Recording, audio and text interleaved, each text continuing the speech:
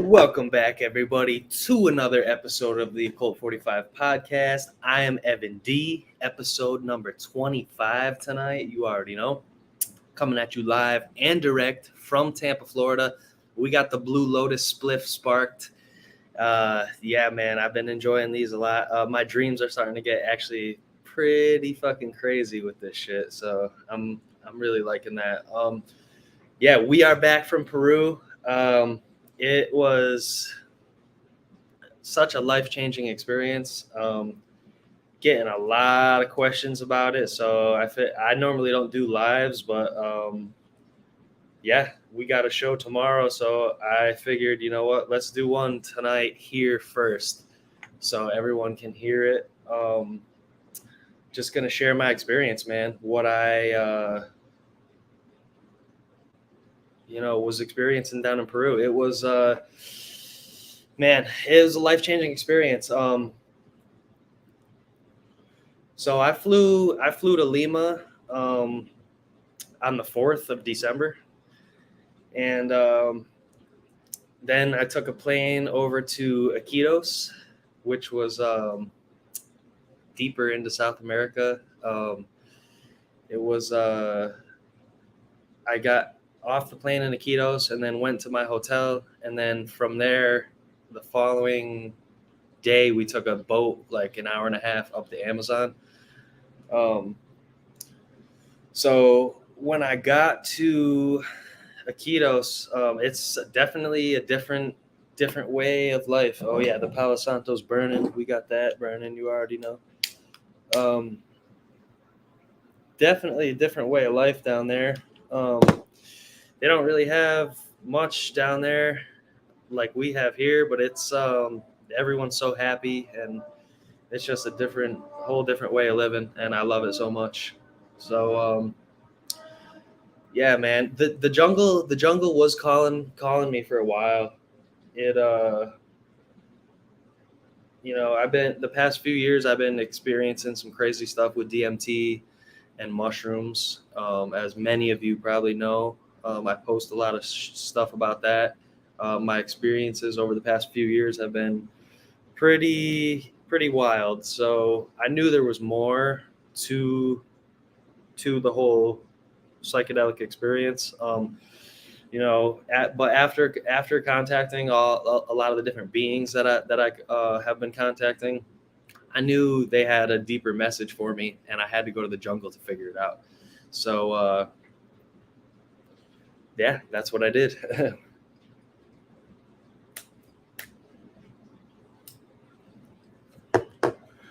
So yeah, so I get to Iquitos, and I walk into my hotel, really nice hotel. I wouldn't recommend any other hotel in Iquitos. It was really good. There's nice hotels around there, but like the one I stayed at was like perfect. There was like ayahuasca art everywhere on the walls, and it was just perfect. It's called Hotel La Casona in Iquitos, and I was pretty pumped. I was expecting to show up and do Cambo. We do Cambo the first day and get our system clean, and I just check into my room, and I'm coming out, and I see these two guys who ended up becoming like two really good friends. It was my friend from Austria, Matthias, and my friend Nick from Arizona.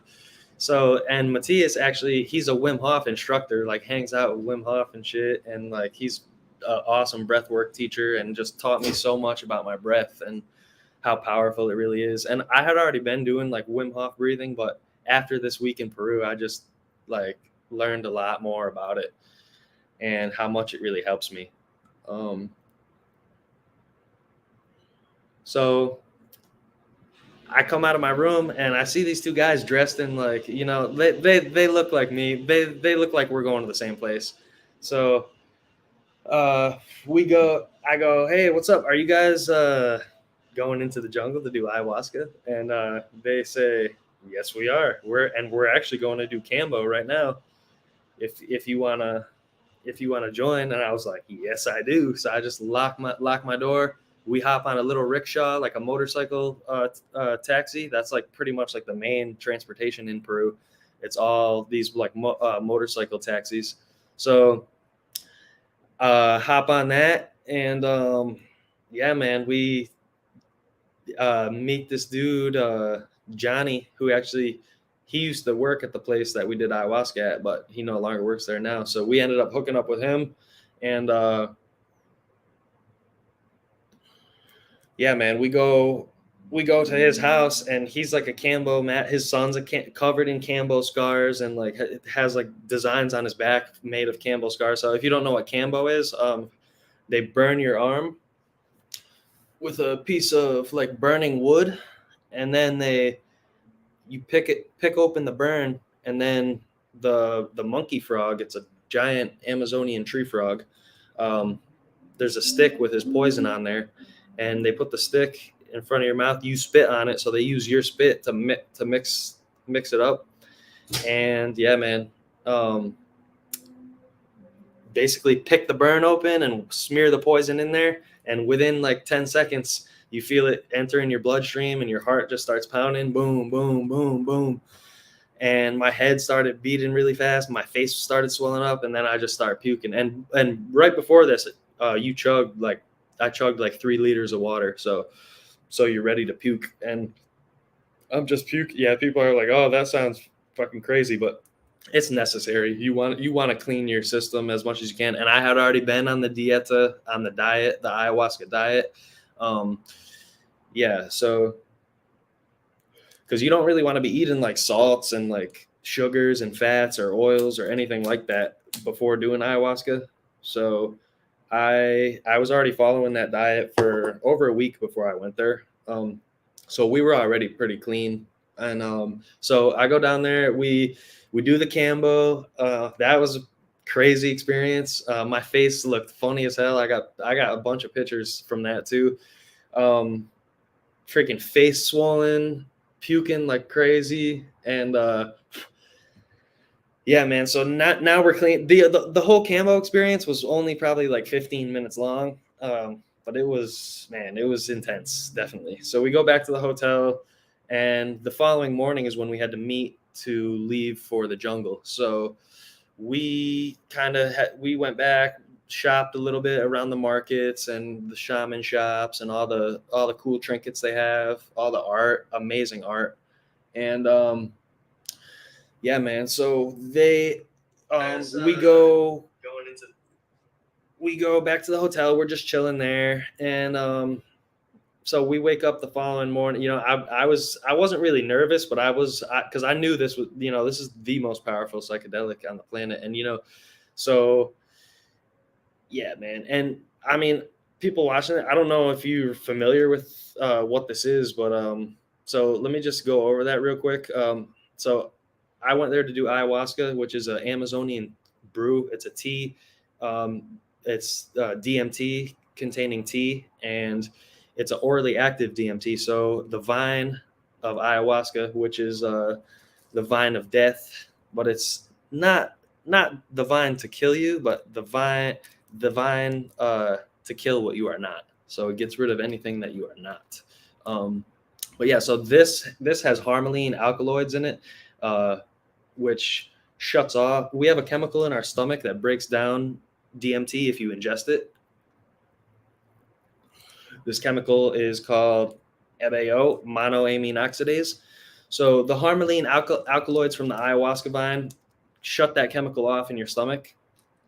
And then the DMT from the chacruna leaves is able to be absorbed into your stomach. So now you have, instead of a 15-minute DMT experience, when you smoke DMT, it's quick, 10 minutes. Now you have a 6 or 7 hour DMT trip, basically. So out of all those plants, 3 million species, and they figured out how to combine these two and enter a completely different world. And I don't know how ayahuasca has been under wraps this long, because what I experienced was just crazy. And we got a lot of notes here to go through. So yeah, man. So we're back at the hotel. This is post Cambo. It's one night before leaving for the jungle. We wake up. meet at the other hotel. We all check in. We get on a bus. We take like an hour and a half bus ride through Iquitos, deep. You start leaving town. It's just nothing but jungle now. You're little houses on the sides of the road, but nothing out there. And you start seeing nothing but just green. And then we approach the Amazon River. The Amazon River is huge. It's an amazing river. And so we get off the bus. All our luggage gets loaded on a boat. We hop on the boat. We take another. So this is an hour and a half bus ride. Then we get off the bus, get on the boat, and then it's like another. It was like another freaking hour and a half up the river, I think west on the river, and on our way to Arcana Spiritual Center. That's where we were heading to. Got there Sunday afternoon. They got the Amazonian girls dressed in the traditional like Amazonian wear, the Shipibo people. They're dancing for us, playing music. We arrive. The facilitators all greet us, and we're welcomed. They got a cool towel for us. We put it on. It's already feels like home at this point. I'm like, oh man, this is gonna be next level, and I'm so glad I picked this place already.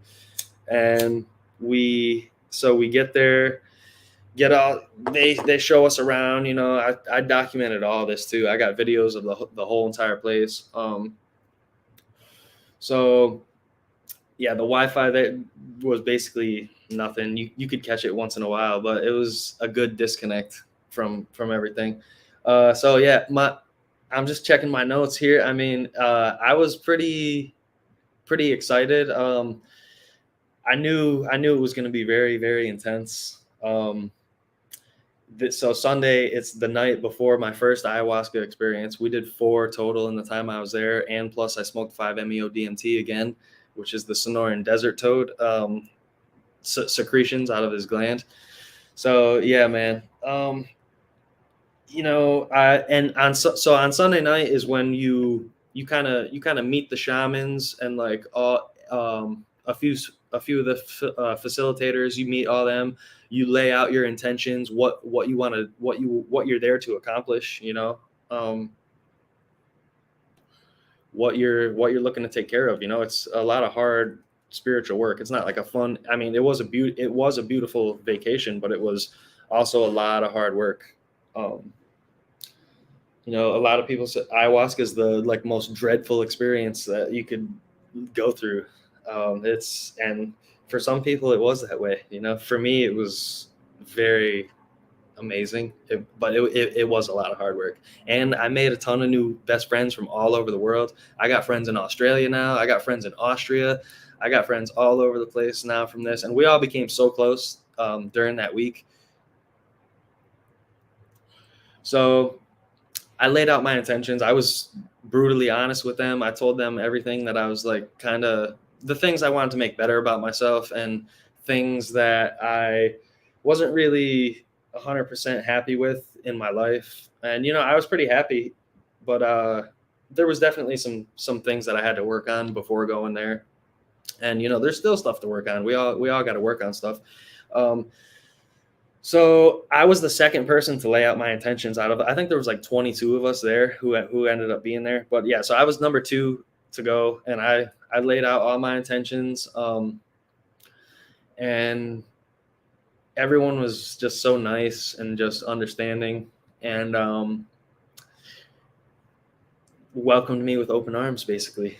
So kind of a quiet night. We were all kind of anticipating the first ayahuasca ceremony. We were like all kind of like not knowing what to expect. There had been a couple people who have been there, or like there was even people there who have never done a psychedelic ever, which is crazy to me. But so it was all kinds of people. And so we all go to bed. Real nice place. There's bug nets over your bed, so you don't get any kind of crazy bugs sneaking in, but they do find their way in sometimes. There was a lot of big ass cockroaches and like crazy birds all night making sounds. It's just the jungle. I'm glad I went to the jungle to do this, like where it grows, because here in the jungle, Come Alive, you can't recreate that. So it becomes Monday morning now. You know, we all get up early. We had a Arati, I think it's called, at 7 a.m. In this nice little like yoga room. It's like a type of Indian like yoga meditation type thing. And we did chant a couple mantras to Shiva, and it was pretty magical. It was set the tone for what was about to go down for sure. So that was Monday morning. And then we all had to do a lemongrass purge, which was pretty hard. You drink a 5-liter pitcher of lemongrass, and yeah, you puke. And I actually ended up finishing first out of everybody. So you chug that, chug the lemongrass. You're chugging the lemongrass, and then just making yourself puke to just clean your whole system.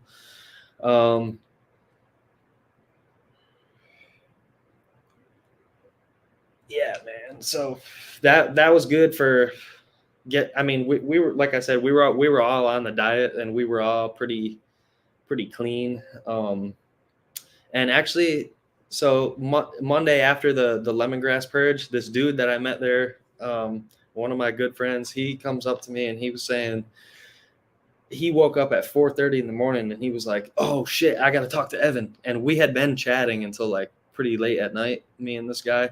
And he wakes up at 4:30 in the morning and says, "Oh shit, I got to go talk to Evan." He finds me, and he says a faceless woman came to him in his dreams and told him to tell me to listen to my body before my body forces me to take care of it.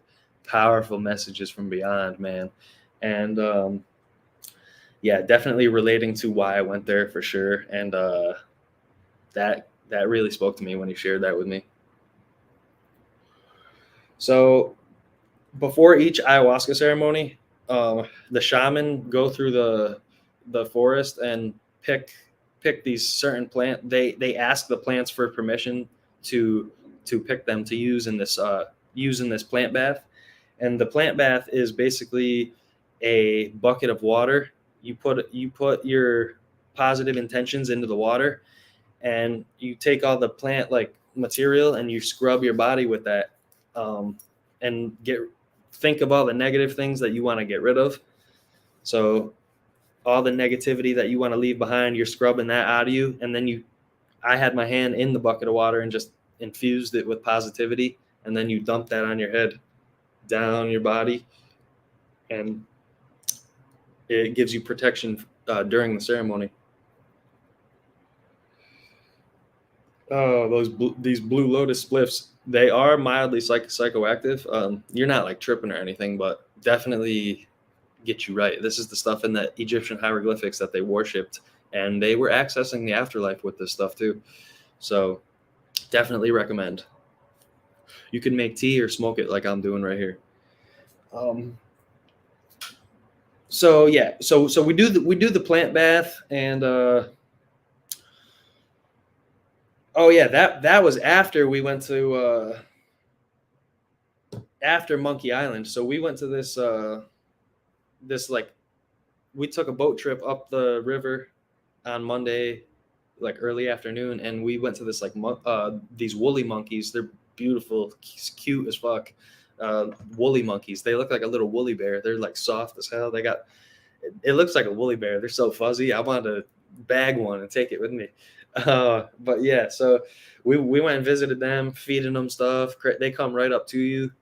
These ones you didn't really want to hold because they were wild, so they could bite you. But so yeah, the monkeys were really, really cool. I got a bunch of cool pictures and videos of them. And so yeah, I did my, and then we get back after that. That's when we did the plant bath, and I did mine like right in front of the Arcana building, standing right directly in the center of it. And so the plant bath is done, and now it's starting to enter Monday night. You know, we were all kind of just hanging out, eating good food. They cook all the food for the ayahuasca diet. It's all real clean food. So you know, now it's starting to get into the evening time. Everyone's really like anticipating what's about to happen. we had an ayahuasca talk, just like everybody taught the rules, like what not to do, what you're allowed to do during the ceremony, because we're all in the maloka together. We're all tripping at the same time. So you have somebody right here next to you and right here next to you and all around the room, and then the shaman are like in the very center, and then the facilitators are kind of around the edge, and they give you a small red light to see during the ceremony, and a fan, and you have a nice mattress and a pillow, a bunch of cushions behind you, so you can just vibe out right there.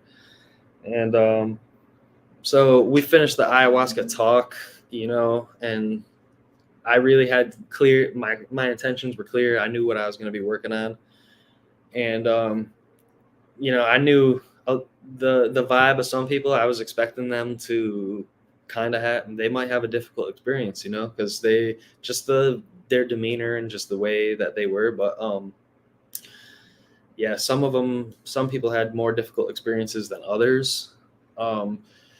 So we finished the ayahuasca talk, and now it's like 7:30, and that's when quiet time starts. So like everybody's really just quiet, and you're just thinking about what's about to happen and get your intentions and stuff. And 8:00 we're set to start the ayahuasca. So and my intentions were clear, but some aspects like of the intentions were like I wasn't like sure how the medicine was going to show me them, and it showed me exactly the way that I needed to see it. So I don't know why I was like not nervous, but like some parts of my intentions were like a little bit like unclear, but for the most part I had them like dialed in. And they just keep saying trust the medicine. So that's what you got to do. And I put my full it's easy for me to let go from my like DMT experiences, because with DMT you don't really smoking it, you don't really have a choice. It's like, no, you're coming into the other world. Like there's no maybe, it's happening. So I was kind of used to that. And the 5-MeO DMT when I did it in Mexico 4 years ago really taught me how to do that, taught me how to let go, because you don't have a choice. It's just you're going there, so you just have to surrender to the medicine. But yeah, so I told them my big things were some things I'm not going to share about my intentions, but my big things with the intention are I really wanted to drop the vapes, and using alcohol the way that I was using it was just completely wrong, and I actually, when I went down there, I actually had a spiritual attachment. It was a negative entity that visited me in a dream. It followed me back from a DMT experience. It was like a goblin. In the dream, I was in front of it, and it stepped into my field of vision, and it took its face off and put its face on mine. So, and in the dream, like I knew, and this was like 6 months ago, I knew what that meant. Like I knew, like the goblin was telling me like, I'm you now, you're me. And I was like, fuck. So I definitely had a spiritual attachment, a negative entity, whatever you want to call it. But yeah, it was a goblin, and it was very ugly, pointy ears, pointy nose, nasty ass teeth. And yeah, man. So I went down there with that around me, and I had seen a psychic 2 weeks before ayahuasca, and she told me a bunch of shit that ended up happening in Peru, and she told me about the attachment, that it was still around me, and I already knew that it was still with me. It was a scary dream. It was one of the most scary dreams I've had. It was a nightmare. But so yeah, you just gotta trust Mother Ayahuasca, and you'll hear me referring to it, Mother Ayahuasca, she this, she that, she is a teacher, because it is like a very, very female presence. It's a female presence that enters the Maloka when everybody starts drinking this stuff. And so yeah, here we go to jungle school. So I ended up night number 1. They call you up one by one. The only candlelight is on. The shaman are in the middle. They're smoking their sacred tobacco. It's a Nicotiana rustica. It's not the same tobacco that we have here. It's a sacred jungle tobacco. They actually call it the king of plants, and it's a very, very powerful spirit that resides in the tobacco, and that cleanses you of negativity and blesses the space. So these guys are taking big hits off the mapacho, blessing the space, and then the maestra, the top like shaman, she enters. Buenos noches. She sits down. You know, they all entered one at a time, and then she finally enters. She's been working with this medicine for 45 years. Started drinking it when she was like 7 years old. So yeah, she knows what she's doing. And so yeah, they bring the ayahuasca in. They're all sitting there. She's blessing the ayahuasca, like saying stuff into it, and blowing intentions into it. And they take 2 candles out from the center, set it down here. They have a little station with like little beakers with like milliliter marks on it, shot glasses for each person. And everyone had a different dosage. I was one of like 3 that were doing like the highest doses there. I was the first night they offered 3 doses. The rest of the time they did 2 doses. The first night though, it was 3 doses, and I ended up doing all 3. I started with 40 milliliters, and then I ended up going with 20, and then another 20 for a total of 80 milliliters. So night number 1 was a big game changer for me, a big eye opener. They called me. So let's go back to that drinking the ayahuasca. So they call us up one at a time. They call my name. I'm kneeling in front of the shaman. And, you know, before this, he comes around to each person. He's blowing mapacho smoke over your head 3 times. You offer him your hands. They blow it 3 times on your hands. Bless my space, bless my area. Then they do that to every person. Now they start offering the ayahuasca. So the candles are moved from the center just to the outside of where the shaman are sitting. They start pouring the glasses. We all go up one by one. I drink the 40 milliliters, and it tastes pretty fucking bad. It is pretty awful. I think kratom tastes worse to me, but it was very awful, and it kind of tasted like chocolate a little bit to me. But they are right what it says. There is nothing like ayahuasca. It is disgusting. It's a very, very nasty taste, and so we all drink it. We go back to our mat. This is the point where you want to sit straight up and just start meditating, heavy breathing, nice and easy. You know, focus on your breath, and they tell you the 4 pillars to keep you safe: the Icaros, your posture, your breath, and I forget what the other thing was, but something else important. There's 4 things that will, like, you want to, if it gets too intense, you want to focus on that. So it starts shutting that chemical off in your stomach, and it starts being pretty uncomfortable. Like, you just get a big ass knot in your stomach, and that's when the harmaline alkaloids are shutting off the MAO in your stomach, and now that's when the DMT can absorb. So I start feeling that. You start feeling pretty sick, and the shaman drink this with you. So after about 45 minutes and after everybody drinks, they blow out all the candles. Now we're just in darkness, silent darkness. Everybody breathing, just sitting up straight, getting comfy. And this is when, like 45 minutes to an hour later, you start hearing people like yawn and like start to sigh. And this is when you start feeling something, the come up, you can feel it start to kick in. And so now you start hearing the shaman make little sounds, and this like master one of the shaman that worked there, he's like one of the most powerful on the planet. Like right now, like you can't even like find a more powerful shaman. Like he is very powerful. And the places he took me on night number 2 were just, we'll get into that.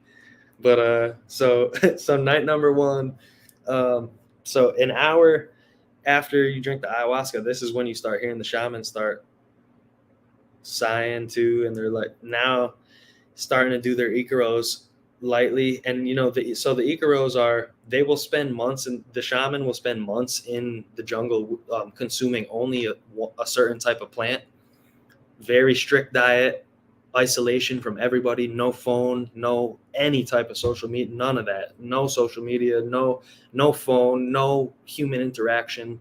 And they spend time with consuming just a certain type of plant, and then the plant will visit them in their dreams and give them these songs in their head called icaros, and that's what they sing during the ayahuasca. So they get these songs basically downloaded into their head while they're dreaming, and then when they drink ayahuasca, it comes back to them. They remember everything. So you start hearing the shaman start singing it real soft. He's like, ayahuasca medicina, ayahuasca medicina, and he's like making his voice like echo somehow. It was crazy. And then this is the point where you start hearing people puking all around. And then eventually it was my time to puke. And I was just getting loud messages in my head saying, all right, we have to make you do this so you can experience what we have to tell you. And all of a sudden you just get sick as fuck. And you have a puke bucket right here. There was buckets all around this place because you're puking all the way. And there's a hallway specific bathroom, like separate set of bathrooms for during the ceremony, which was really nice. Touch with like red lights in the bathroom so it doesn't fuck your eyes up, because everything's heightened. Your hearing, your sight is like way heightened on this stuff. So this is when I'm puking, and I start puking like, and I'm seeing, so they start singing the icaros, and this is what they can like control the DMT space with these icaros and call in certain beings and like certain spirits that they want to work on you and to work with you. They know how to control this with the icaros. And when you hear the icaros, it is just like the most beautiful ancient earth songs that you could ever imagine. So they start the icaros, I start crying right away, instantly. So I start crying, and then now I grab the bucket and I start puking, and it's just straight up black, like dark purple, like nasty negativity just coming out of you. And yeah, this is some straight up Amazonian wizardry. It is next level. This was next level. This is what I needed, and I knew it wasn't all up here. I knew the beings, all this shit. Where there's no way it's just my third eye like projecting this like in from my brain. No, when I was in Peru, that got squashed. So they start singing the icaros. I start puking. Now is when it really became intense, like a lot of beings, and I'm interacting with the same beings that I interact with on DMT. They're like zapping things out of my body, and I'm like twitching on the mattress, and they're like pulling things out of me. And at one point there's a being on my right here, and he's like going like this to the icaro, and then he has one hand like near my head, and he is pulling and now this is an interdimensional being here. This isn't a human being. So he's pulling the icaro from the shaman's voice. It's going through his arm, through him, into getting telepathically downloaded into my head. And when he's doing this, I know the icaro word for word as if I wrote the lyrics. And some of the icaros too ended up becoming in English. So whatever they're singing in the traditional Shipibo language, with Shipibo is not a language that you can learn. It's a tribal language, ancient language. It's only learned by word of mouth. So some of the icaros, I'm hearing them in English, but he's singing in Shipibo. So that was crazy. So, and this like intermediary, like it being is like beaming it into my head. No. And at this point, it was starting to get intense, and we're going through everything. I had a lot of like body image stuff that I really, really didn't like about myself. They were like, "All right, that's the dumbest one, intention on your list. So let's just get not dumb, but like that's the easiest thing to get rid of." They just rip that right out of me. And at this point, it starts getting pretty intense. Like there's beings all up in my face, and like they are right here, like all and they would kind of like move quick. Like they wouldn't let me like see them like fully. Like they'd let me see them for a second and then move right over here and then like move over there. And now they're like, oh yeah, this is intense, huh? Well, guess who's here with us?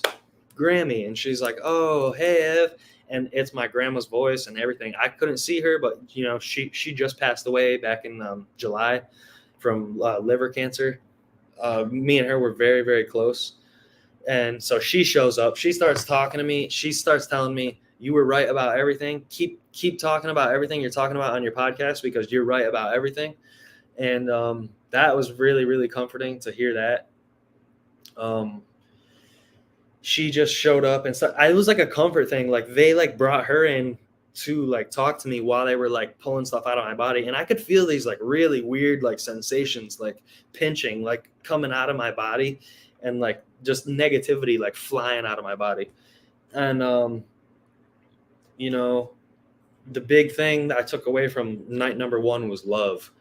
Love was the big theme, and we just need to love everybody around us. And they told me, as long as I love everybody around me and keep doing what I'm doing and just spread good vibes and love to the people around me, they're going to make my life so easy. It's just going to unfold like so easy. Like I won't have to do anything. They're basically just going to let it all happen for me. So I'm going to listen. When, you know, you have interdimensional aliens telling you this shit, you listen. So yeah, and a big takeaway, you know, I have to take care of my family and my body. Though that's, you know, it's a sacred time to be alive. Don't fuck it up, basically. Yeah. Night number 1.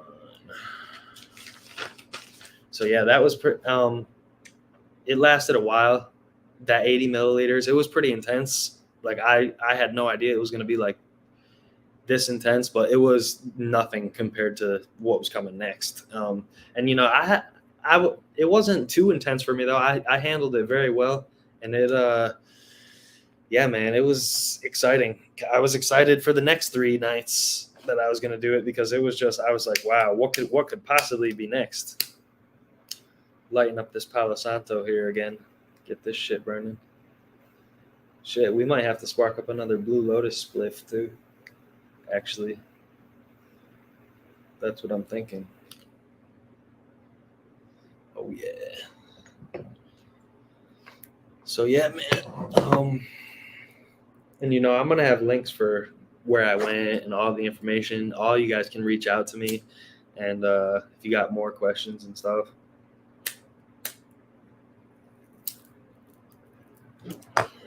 We could talk in private if you want. So night number 1, thoughts. Wow. That's what I have written down in my journal. So yeah, you know, I wake up, I'm feeling great. Breakfast was amazing. They cook us a slamming breakfast. And on ayahuasca nights, you don't eat anything after 3 p.m. and you don't drink any water after 5 p.m. So you got to make sure you have all that done before it's time to drink the ayahuasca. So breakfast was amazing. After breakfast, we do like a group share, what you experienced during the previous night. We go into the Maloka, which is the temple that we drink ayahuasca in. We do the group share. And a big thing in the group share too that I was saying that I made sure the shaman knew. So you have like a translator translating what you're saying into Spanish, and then you got a Spanish translator translating it into Shipibo. So there's 2 translators translating for you to the shaman. They don't really speak Spanish or English. They mostly speak Shipibo.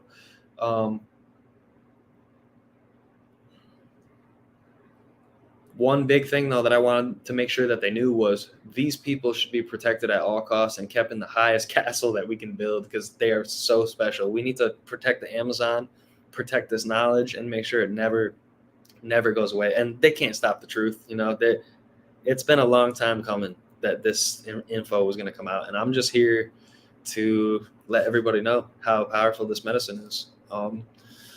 So yeah, that's, you know, we did the group share. And one thing that I was sharing during my group share too was ayahuasca should be like the main focus of like our entire like society. Like imagine if they like let us research this stuff, how far along we would be. Like that, it's just so fucked up. We have much to learn. And I felt like every item that I had with me during the ceremony, it was like being infused with a magical essence just from being in the Maloka with me. It was like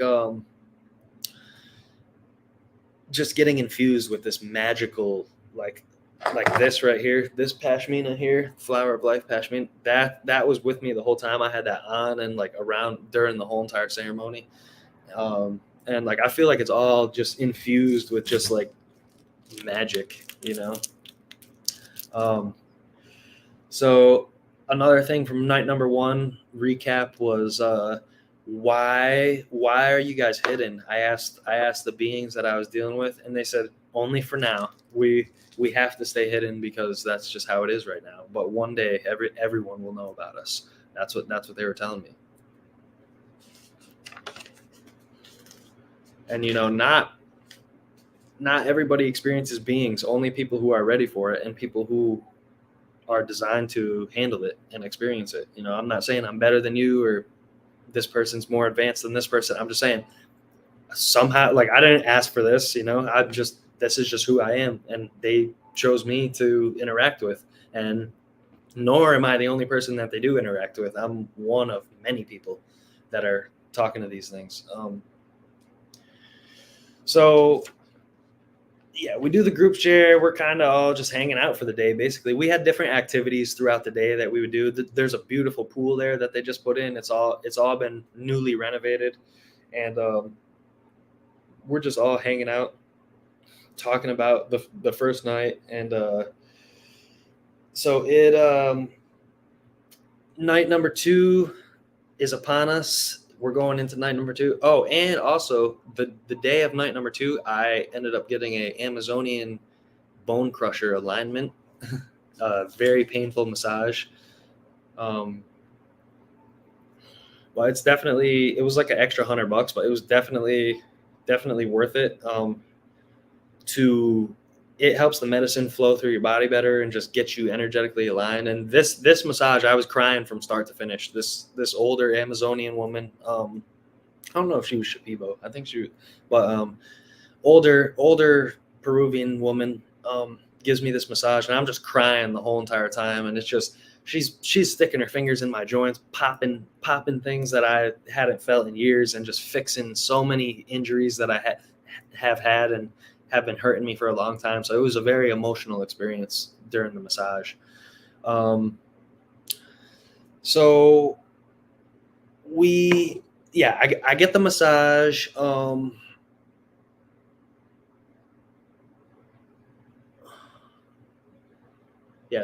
I got the massage, and that really, I was feeling great after that. We did a group share.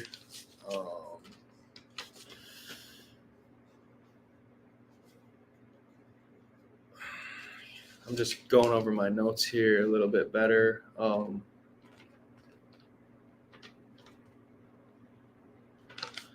So I did night number 2. I started with 80 milliliters, which was my total from night number 1. I started with 80 milliliters on night number 2, and I ended up doing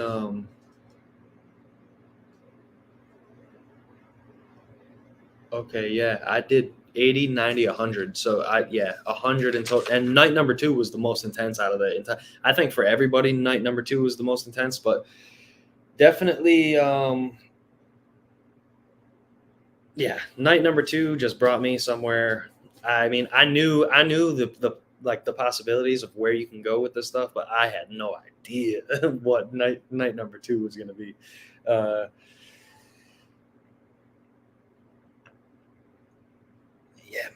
Man.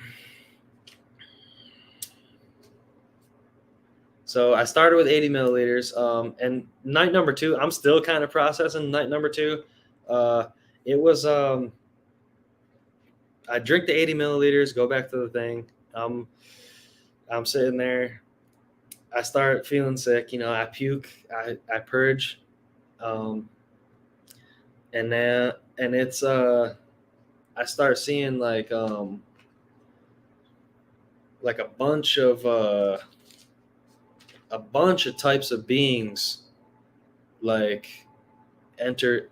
I'm seeing like a bunch of different like types of beings enter the Maloka. I'm seeing like these like I say ugly. I don't mean ugly guys, but I mean like just like they were freaky looking. They had big like pointy like horns and like a cyclops one eye right here, and they're like walking into the Maloka, and they just like look at me and they're like, and they come in. They're all here, and there's like other beings just like sitting up. This is like around in the air. They're just like floating in the air, and they're just like all like talking.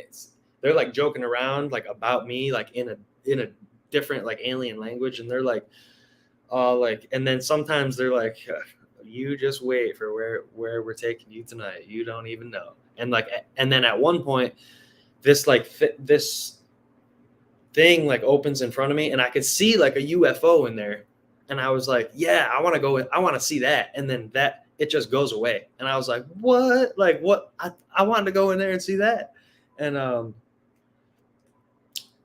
yeah. So they made me purge, and this is when they were telling me like, we need you to get clean so you're ready for what's about to happen tonight.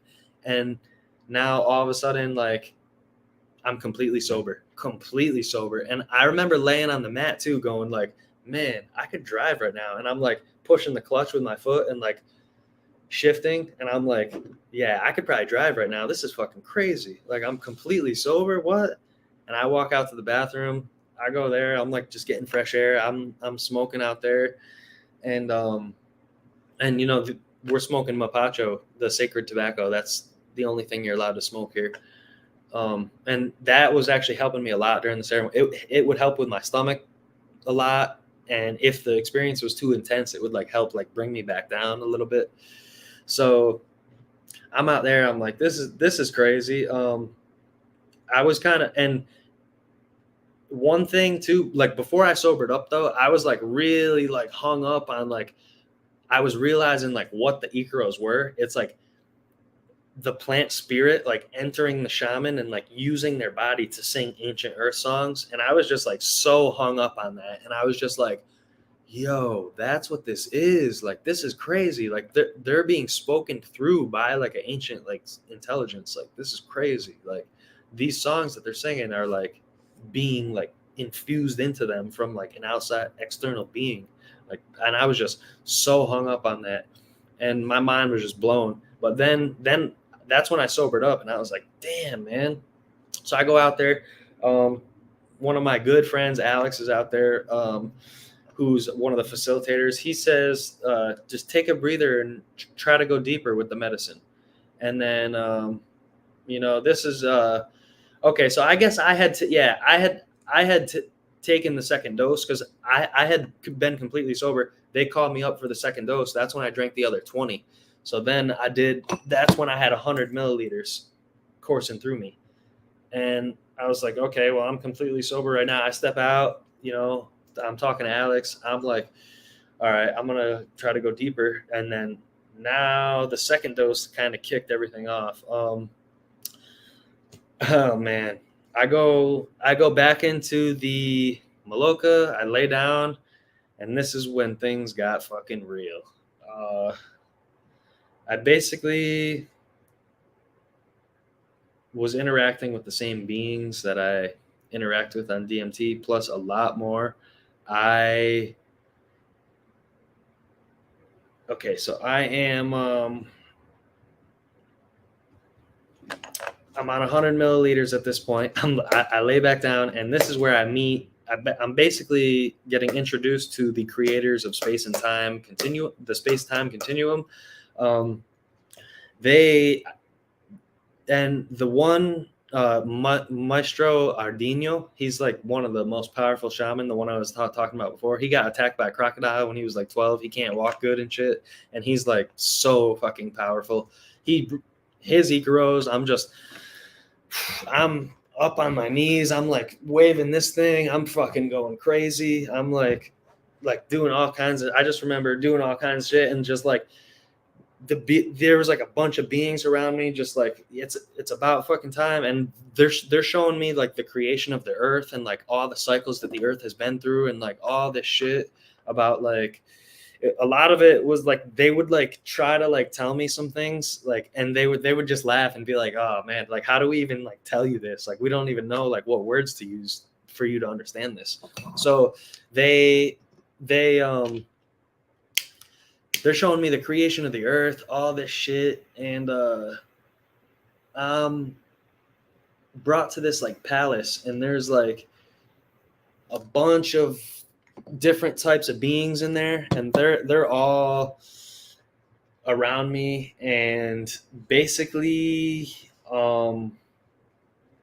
this is when they said we are about to do this. Was a very emotional part of the whole experience. They said we're about to perform the most sacred thing that the universe has ever come up with in the history of everything, and it's called a DNA cleansing / scrubbing / activation. And they were just activating my DNA and like doing something to me where it was like giving me like this powerful message of this can't stay hidden forever. This can't stay hidden forever. It's all gonna come out. It's all gonna come out. And I was just like shaking and quivering. I'm laying on the bed, just like basically just completely gone in this other world. And they're just basically turning on parts of my DNA that weren't on before. And they zoom out, and I'm shown the palace that I was just in, and there's these beautiful women. They're like almost identical but a little bit different. They have like this crazy iguana on their shoulder, and they're dancing around the palace like watering this garden, and they're just like looking at me and like waving to me like very like almost like seductively, but like just like very like caring, and like it was pretty wild. So that's a part that stands out to me a lot. I have it written down here too. Ladies with the iguanas on their shoulder watering the garden. That part was really crazy. And just that, like, there's so much within night number 2. I'm still thinking about it. I'm gonna have to do multiple parts for these like experiences, like go through the notes better, and like, but night number 2 was the most intense for sure, and just blew my mind wide open. It was just insane. And yeah, basically after all that, I kind of came back to my body, and you start waking up. They're asking, all right, the shaman want to know, how's everybody feeling? Great, muy bien. And they offer fruit at the end. You can either sleep in the maloca or go back to your bed. I think I slept in the maloca for like three of the nights, and then back to the bed like once. So you eat some fruit, drink some water. And also, yeah, during the experience too, you don't want to drink water because it actually reactivates the medicine. And I think it might have been night number 3 that I really, really saw that. Like I took a big sip of water, and it like re-kicked it in like really, really strong. And it can actually make you puke a lot more if you drink. So you really want to just take little sips if you need to, but you don't want to drink water during this stuff. And really, you're not even thinking about water anyway. You're doing way more important stuff than water. So, and also one thing too I want to say is at the end of each ayahuasca ceremony, each night, so next to your name tag on the floor, you have 2 numbers, and those 2 numbers are like corresponding with like 2 like personal icaros that they're going to sing to you at the end regarding what you're there to work on. So like one of my numbers was a number 2, and my other number was an 8. And so towards the end of the experience, you're like feeling so good and just like coming back to your body. The facilitator taps you on the leg. All right, come on, it's time for your personal icaro. They bring you over there. You sit right in front of one of the shaman, and they're just blasting this Ikaro right in your face, just singing right here, singing it to you. And that was just so magical. And yeah, man. Then you go back to your bed and wait for everybody to get their personal Ikaro, and then the ceremony kind of calms down, and then that's when it concludes, and then you can all share and start talking and stuff. But yeah, man. So now it's Wednesday at this point, and I had just gone to bed at like 6 a.m. and I'm awakened by one of the facilitators saying, "Hey, it's time to do your," because the shaman gave me and one other person, actually, the wingsuiter from Norway was the other guy. Me and him, because of what we were there to do. It's like a super like blood cleanses your whole system. It's like one of the most strongest purgatory medicines in the Amazon, I guess, and you will not find it on Google. It's called Juan Cabisacha. And I did that on, I actually hold the record for fastest time ever at Arcana for doing it. That's what they told me. And this was really, really challenging though. You drink 10 liters of water. Well, first you drink the Juan Cabisacha. It's HUANCABISACHA, Juan Cabisacha. And I was told you will not find it on Google, but it is a strong fucking medicine. So you drink this stuff. Now this is I had just gone to bed like 2 hours before, and I'm in the bed. I'm in my room at this point. I left the Maloka, went back to the bed. I get awakened by one of the facilitators, and he says, "All right, it's time to go do your Juan Cabisacha." And I'm like, "Oh fuck!" And so you drink this little bowl of yellow liquid, not much. It looks like melted butter. You drink this stuff, and that's when you're gonna be drinking the 10 liter. It's 2 giant pitchers of water, warm water. You drink those pitchers, and man, you're not at the same time, but you drink the 10 liters, and you are fucking puking violently, making yourself puke, sticking my fingers in my mouth, just like violently puking. And I puked up all 10, like the whole entire, I filled up 2 entire buckets of puke. And it was just liquid, nothing in my stomach, because we hadn't ate yet. And so I do the Juan Cabisacha. I'm feeling pretty good, but I was feeling nauseous for about 4 hours. I was very, very nauseous for like 4 hours. And that cleansed my blood and like purified everything about me. And they messages that I was getting during that day were, we were making you think destructively and making you not happy with your behaviors, so you would end up here in Peru, and so you could find out what we had to tell you and accept what we had to offer you. So I was like, wow, okay, well, I already knew the jungle was calling me anyway. I knew that you were calling me here. So I do that. I'm nauseous. I skipped breakfast. I had lunch, a light lunch, and yeah. Oh yeah, I wrote this too. The end of the group share, I'm noticing that the flower bouquet in the middle is like a microphone to Gaia to hear our experiences. Because like in the middle, there's like a giant, like beautiful bouquet, and like that's just one like tripped out thing that I wrote. It's a flower bouquet microphone to Gaia to hear our experiences. Yo, what? So that was powerful, man. The Juan Cabisacha. And now Wednesday night we didn't drink ayahuasca. We just did like a caiman tour. We went hunting for caiman, and I got to hold one of those, the little alligators that live in the Amazon River. We did that. That was awesome at night. That was really cool. I think we went to the Libertad village that day. So there's like a little village like where the shamans stay, and like Arcana actually employs like every worker that's there, like as far as like the cleaning and like the cooking staff, they all live in that little village, which is like a 5-minute walk down this trail. And that's why everyone in the village loves Arcana, because everyone's employed by Arcana there. So it's not everybody, but it brings a lot of work to the village. So it's really, really awesome. So Thursday morning we did the Sapo ceremony, which is the 5-methoxy DMT from the secretions from the Sonoran desert toad's glands on his neck and on his legs. You squeeze that onto glass, you dry that, and you smoke that. It gives you lets you feel how it feels to die and then come back to your body. That's amazing. That was my second time doing it. It was much different this time, but yeah, it feels very good to die. It's one of the best feelings. And also, that's the thing. When we do die, we don't actually die. We don't actually go away.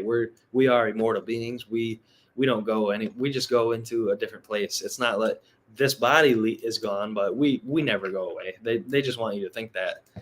Imagine if everybody knew that. So the Sapo ceremony, the first time I did it in Mexico, it was like very like universal, like ecstasy, like giant, like cosmic orgasm, basically like best feeling I've ever felt ever. And it was not like that this time. And I just got a big, it put you in the presence of like the source, like where our souls are like created.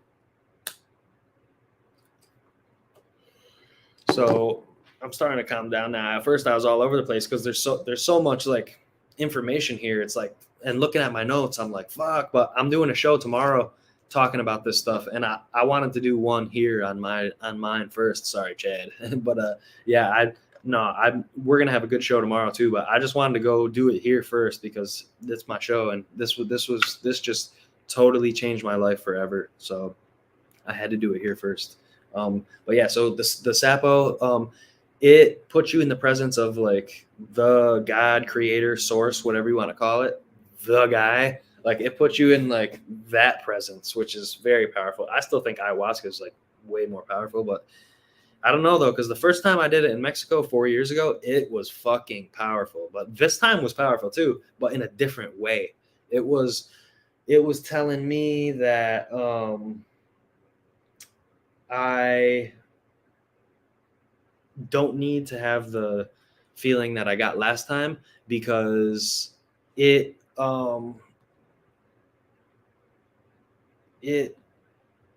didn't need it. So I basically just got this downloaded message into my head that was,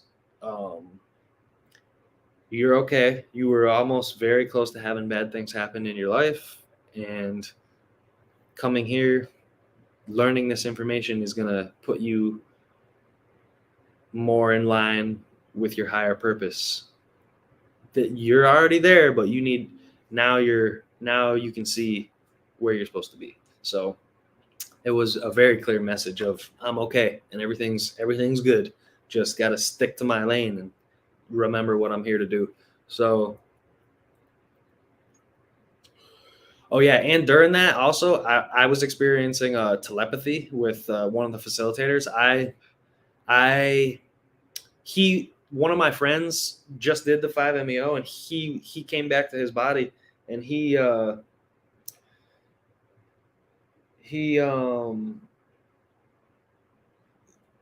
I go over to him, and I look at the facilitator who's next to him, and I ask him a question in my head. He answers me. He's like, yeah. I say, hey, is it okay if I approach him? Because we had this like inside joke, and I wanted to say it to him like right at that moment. Something just told me I had to. So I go over to him, and he's like, yeah. In my head, he's like, yes, you can. I whisper to him. He starts laughing. The guy who's tripping there. He starts laughing, and then yeah, telepathy is wild, man. I experienced a lot in Peru. We were outside during ayahuasca. We were outside. Me and a couple of my friends were out there telepathically communicating. We're pulling energies out of people and like purging it out of us, and like pulling negativity out of each other, and like sending waves into each other, and like talking with our mind. It was so fucking crazy during the ayahuasca. But the telepathy during that was definitely cool.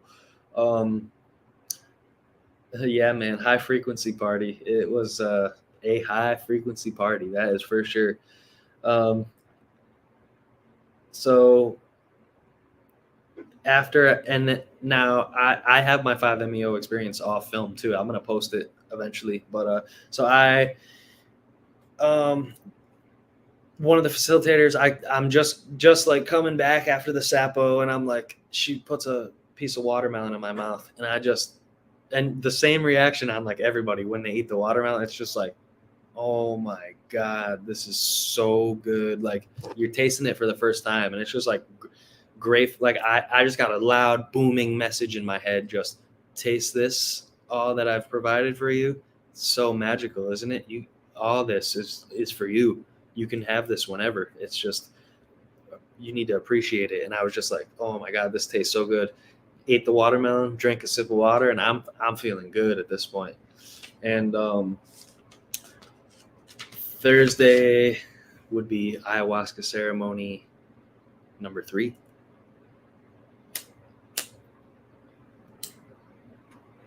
So this is the night after the sapo. This is Thursday night.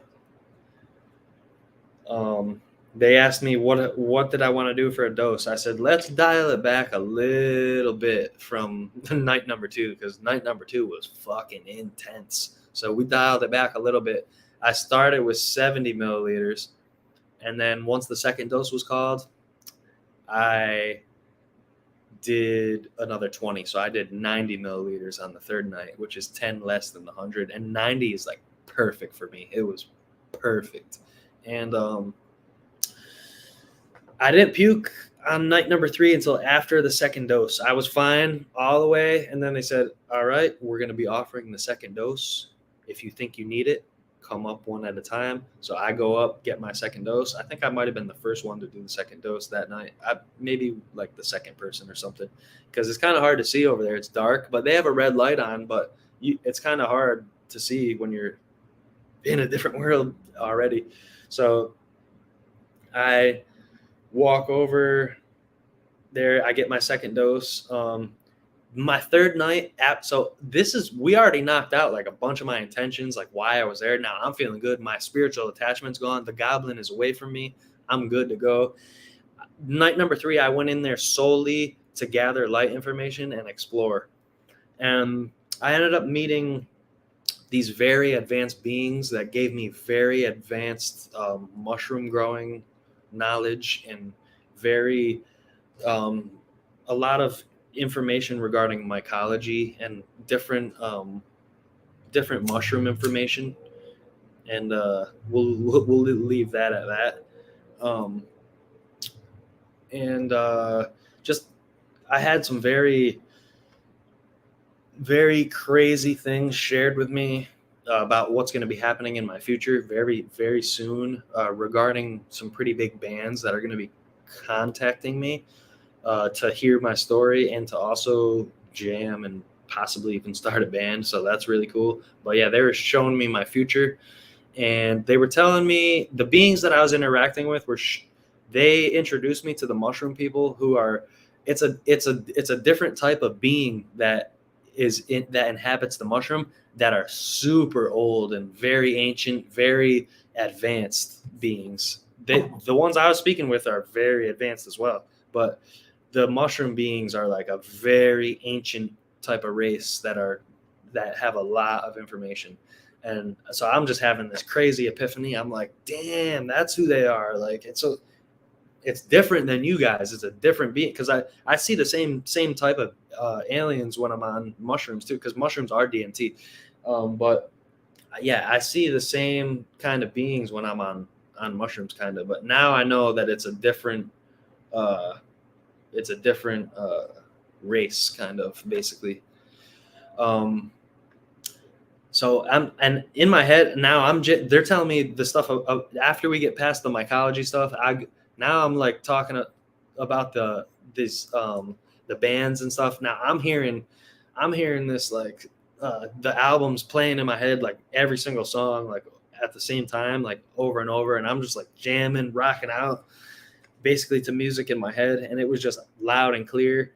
And my neighbor, who was from Australia, he was like all over like 3 of the beds and like rolling around, making all kinds of crazy noises. They actually ended up having to carry him outside. He was in the hallway, like near the bathrooms, just like making all kinds of sounds. They had to bring him out to his own little area because he was actually freaking out.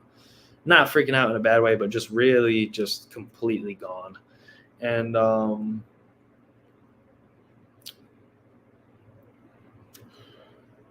yeah, my I got big messages from the Ikaros too. One of the shamans was telling me in the Ikaro that he's an old spirit of a tree, that I'll be his friend forever until the end of time, and basically that I'm an ally of the forest, and he knows that. And when I die, we're gonna meet up in a different world where there's no language barrier, and we're gonna talk about this experience more. But I'm a friend with him until the end. Like, it was that was one of the personal Ikaros that I got that night number 3, and he was really going. And that kid, he's only 19. He started drinking when he was 7 years old, and like he drinking ayahuasca when he was 7 years old, and like he's 19 and he's so powerful. And I was just like connecting to him so much from night number 1. I was connecting to his Ikaros like the most, and he gave me a personal Ikaro finally on night number 3, and I was just communicating with him. And that's when I was like hearing the Ikaros in English, and he was singing it in Shipibo, and I was like, what? And he's just telling me all this stuff, that I'm his friend. And they sent me big gifts. And that night also, they made it very clear to me, the beings made it very clear to me that aliens walk amongst us. And disclosure, we're already here. We can walk amongst you, and you will never even know the difference. And also, oh man, I forgot what I was going to say.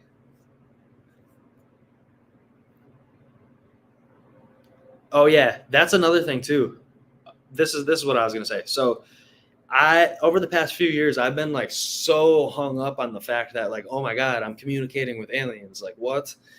Now they made it like they took that away, and they were like, yes, we're aliens. Like, if that's what you want to call us, they were like laughing, like, yes, we're aliens, but you need to move past that. Like, that's like old news. Like, yeah, okay, yes, we're aliens. Like, let's move on from that and get to like the important stuff of like what we actually need to tell you. Because like that's not even like an important part. Like, for some people it might be a big deal. Like, oh my God, you're talking to aliens? That's crazy. To me, that's normal. Like, it's okay, whatever. Like, yes, they're aliens. Let's move. Now let's go deeper. And that's what ayahuasca really taught me, and like showed me there's much more to it than just that, the fact that they're aliens. Like, it's way more special than that. And so night number 3, actually, so this was before my personal Ikaro, where he was telling me he's the tree spirit and all that. I'm in the bathroom, and I basically get asked if I would accept these abilities that they had to give to me. And I said yes. They said, it's a very big responsibility. Are you sure? And I said yes. They said, okay, let's go. They granted me healing abilities and told me the powers that I have and who I actually am and why I'm here and why they picked me and my absolute future. And I was in the presence of Thoth, the ancient Egyptian god of wisdom and the builder of the pyramids and the author of the Emerald Tablets. He has the head of an ibis, so he has a bird head and a human body, and he's invites me into this like Egyptian like mystery school, interdimensional Egyptian mystery school in the sky, where they're taking my DNA out and giving me Atlantean DNA, and also turning on different parts of my DNA that needed to be activated so I can now have these abilities. And this, when I realized how special these abilities that they gave to me are and how big of a responsibility is, I was like really like not shook, but just like, wow, okay, like I accept, but this is crazy. And they were teaching me how to do it, where I'm going to go with it, what's going to happen, the possibilities that I can do with it. And it's just magical. I'll get into it more on further different episodes, but that's all you need to know for now. Yeah. So, the thing about communicating with the ancestors, you know, we are them. We are the ancestors. They are us. They are in us all the time. Your dead relatives are inside of you all the time. You can talk. You can communicate with them at any time you wish. You just have to open your mind, keep it open. It's hard to do in the Matrix. You know, they're fucking us from every which way. But so night number 3.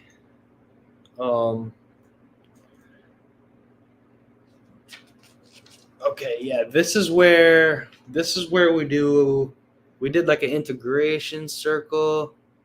Yeah, we did an integration circle where we like talked about what, like, how to deal with what we're finding out, and like learning like how to deal with our powers, and basically how to deal with everyday life and integrate the lessons from the ayahuasca into our everyday life.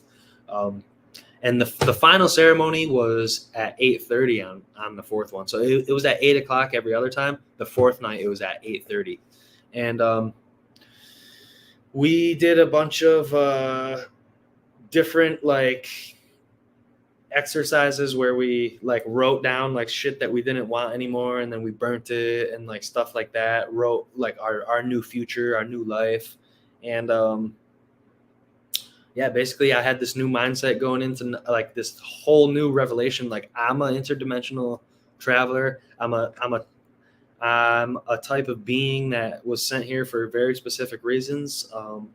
Only I know what that truly is, but I mean, the healing abilities is one of them. I'm here to push this message and to push this truth, and nobody can stop that. And you know, that's why that's why I came here. I chose to come here to do this. So I just needed help remembering, you know, because I didn't really remember it all. So yeah, man. Now I have like a whole new outlook on life at this point, and I still have a whole nother ceremony to go. And at this point, I'm like, oh my God, how could I even learn anymore? Like, I already learned so much. Like, damn.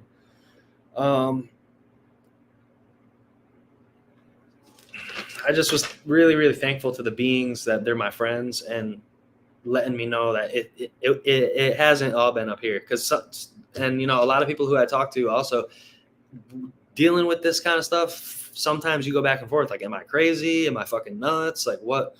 But like, now I know that no, you're not, dude. This is all normal. And you know, the paranormal is a lot more normal than we think.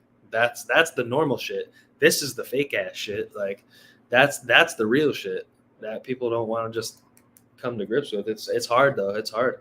So yeah, that Friday during the day, we kind of just did that, shared a lot, wrote notes to each other. I got notes here from all my friends in my book and stuff. It's really cool.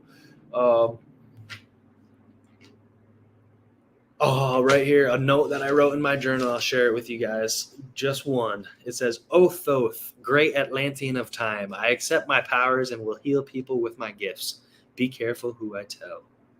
Well, now that's kind of, I just told everybody right now, but that's okay because I didn't tell you everything. Everything's up here, but I told you the gist of it, basically, believe it or not. So this is okay, yeah, this is where we also had a shaman market. The shaman are there selling stuff that they made, so it's like very special. I got a bunch of stuff from them. Very nice tapestry. I got this. Maestro Lewis made this. The guy who's only 19, he made this keychain. That's a piece of ayahuasca there with a Wairo bead for protection.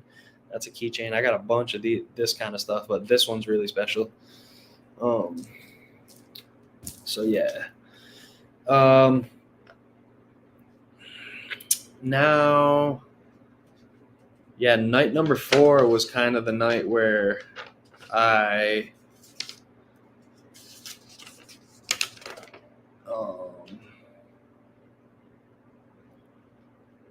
only did one dose that night. I took I just did 80. That's it. Yep, I just did 80 that night and just kind of came to grips and like learned more about my gifts and stuff like that. A lot of this stuff I got to sort through more because it's kind of, I'm just going through my like actual notes and it's kind of like scattered. I gotta think, I gotta go back and like sort it out more.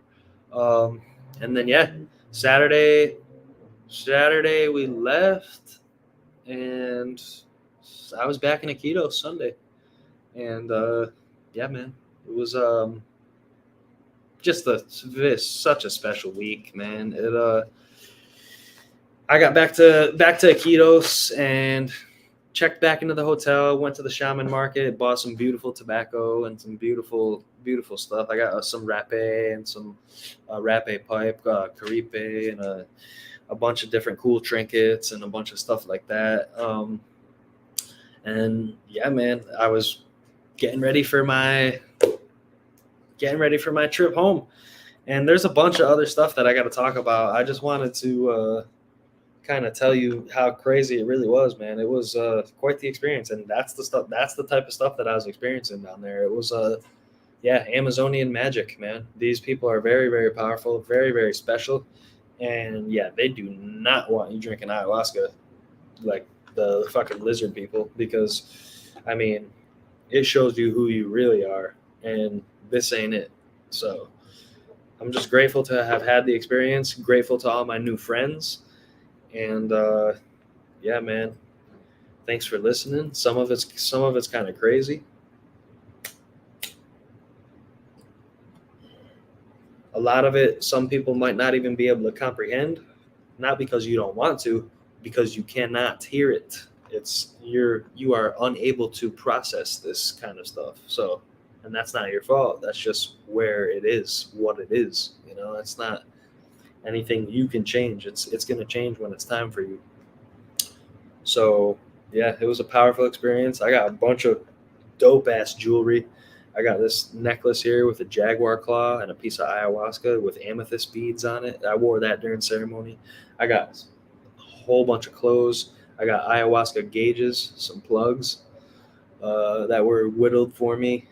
Like right when I arrived in Iquitos, I had a dude make them for me. So that was pretty dope. I'll be wearing them forever. And yeah, man, learned so much while I was there.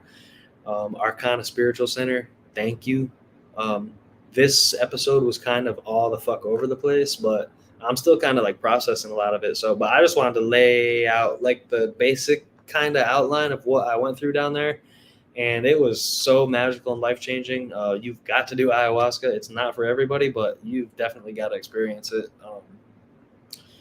I got the info. If you want info, hit me up. I post links for all my stuff down there, my TikTok, my Alt Media United page. And yeah, we're definitely going to be going. I'm going live tomorrow with Chad Smith podcast.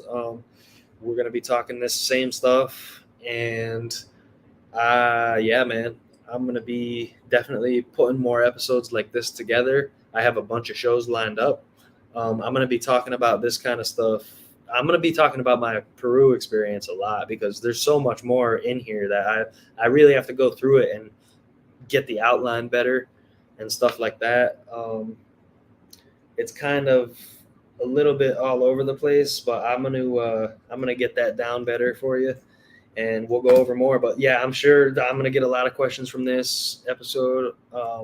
Oh my God, what do the aliens look like? Like, dude, it's impossible to do. You gotta just do it. So who knows? Facebook might block this. I'm assuming at some point because they're fucking, you already know. And yeah, YouTube will probably take this down maybe, but we'll see. I'm just promoting safe harm reduction videos and, just letting people know the power of this medicine and what you're getting yourself into when you're dealing with this kind of stuff. Good vibrations only. And yeah, man, Evan D coming at you live and direct from Tampa, Florida. You already know, Occult 45 podcast, episode number 25, ayahuasca, my ayahuasca experience in the Peruvian Amazon jungle. Yeah, guys, we'll go deeper thanks for sharing this live with me. I don't normally do live, so this is different for me, but I felt pretty comfortable doing it. And yeah, this episode will be posted. And if you got questions, hit me up. My email's in the show notes. And we'll talk real soon. See ya.